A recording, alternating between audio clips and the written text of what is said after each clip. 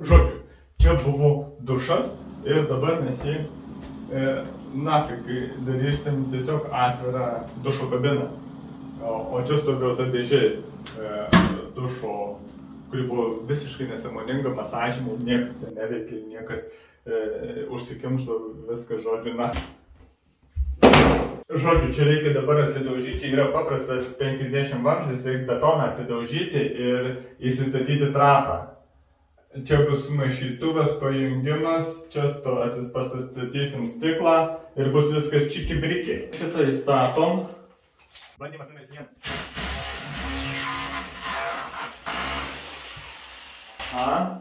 Gerai eina. Apačioj viršur šildomos grindys, tai. Bet tiek nedavarysim. Kas šitas plytelės tai priklijavo nesveikai. Taip, gerai priklijuotos. Ar čia perfas silpnas, ar plytelės gerai priklijuotos.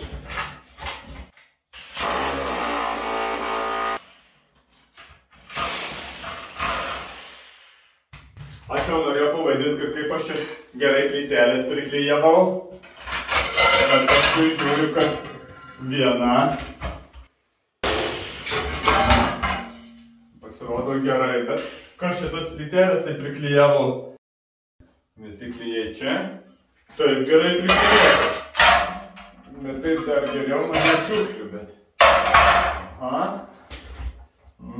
Plytelė buvo kem 5 ant 5. Darom 90. Gerai. Dabar atsidaužyti reikia vamzdį šitą, kad įkišti trapą. Viskas gerai, bet svarbiausia, kad mes nežinom, kur eina šildymo vamzdis.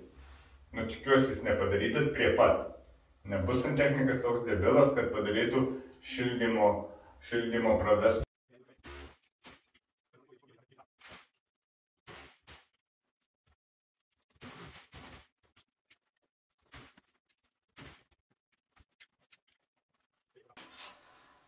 Šitas išsėjimas, čia pasistato trapas, reiškia išvada tokia, kad mes šitą daiktą turim čia įkišti. Aiškumo atsirado, dirbam toliau. Kaip čia jisai pajungtas. Va šitą išsėmam. Polistirolą radom. Polistirolą, ant kurio reiškia plyvelė eina.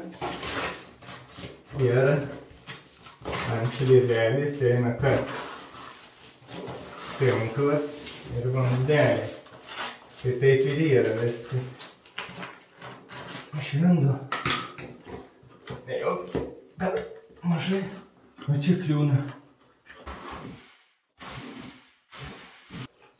Nagi, lysk.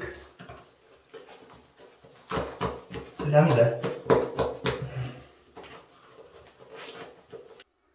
Man atrodo tiesiai, bet dabar klausimas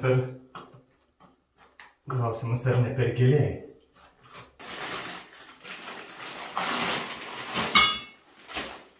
Štai ir atsirado daiktas. Opa!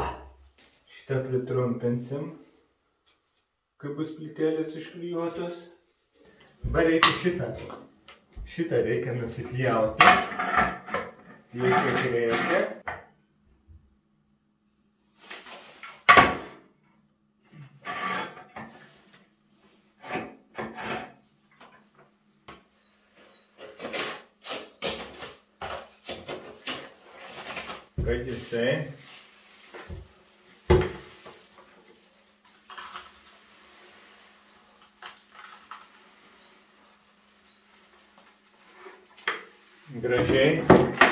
Kad jisai gražiai subėgtų.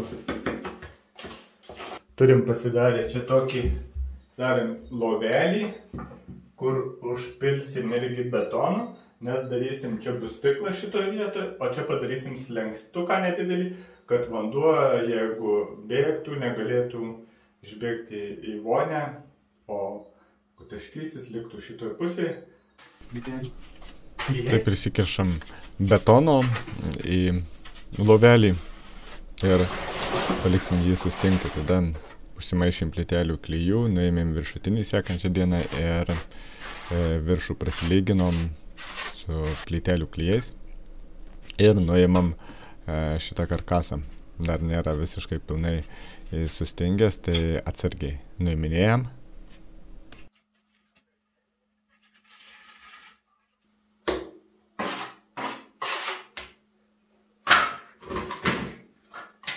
Čia dabar pasiformuojam nuolydį, nes čia aukščiausias taškas, tai su plytelių klijais išsikeliam šitą galą šiek tiek, toliau eis jau pagal pagrindo lygį ir viskas bus labai gerai.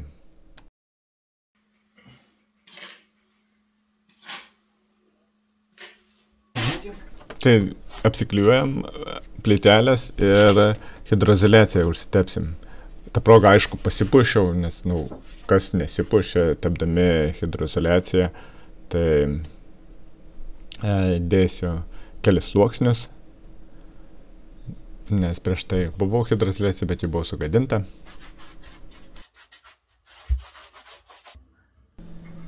Ir dabar pradedu dėliotis plytelės, kaip reikės suformuoti nuolydį, nes su plytelių klijais prieš tai nuolydis buvo padarytas,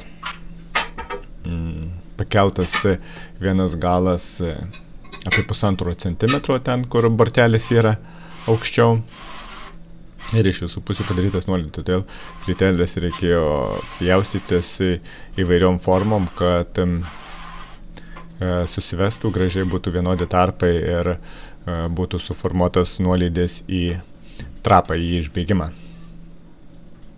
Tai reikėjo dėtis visokius trikampius, kvadratus ir visokias formas.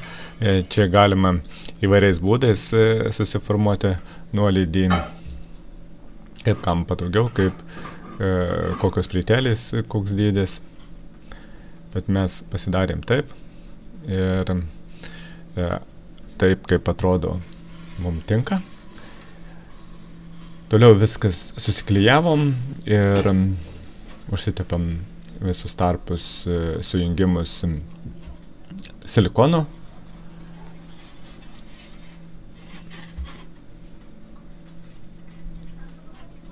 Silikonas tamsus pagal plytelių tarpų šitos fugos spalvą, aplink trapą gerai apsilikoninam, kad nebėgtų pro šonus ir nuo vandens paskui net keltų kažko, tai nenubėgtų ten, kur nereikia. Ir su plytelėm viskas kaip ir baigta, tačiau prieš dedant sienelę, pristatant, šitas pasirodo biškį per daug išsikišęs, tai su kampiniu šlifuokliu